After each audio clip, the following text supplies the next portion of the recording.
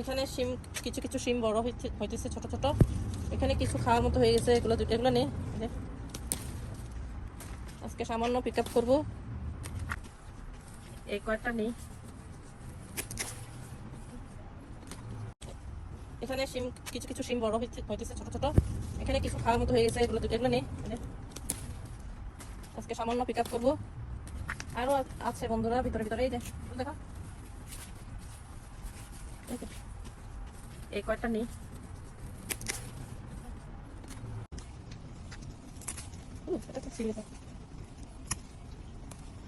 আরো ফুল আসছে পরে।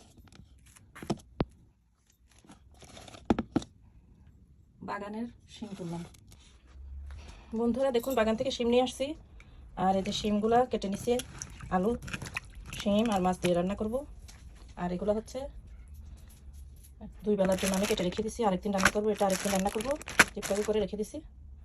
মাছ দিয়ে একটা রেসিপি রান্না করব। আর কি মাছ দিয়ে রান্না করব দেখেন। এই তুমি কি করতেছো, খানা খাবা?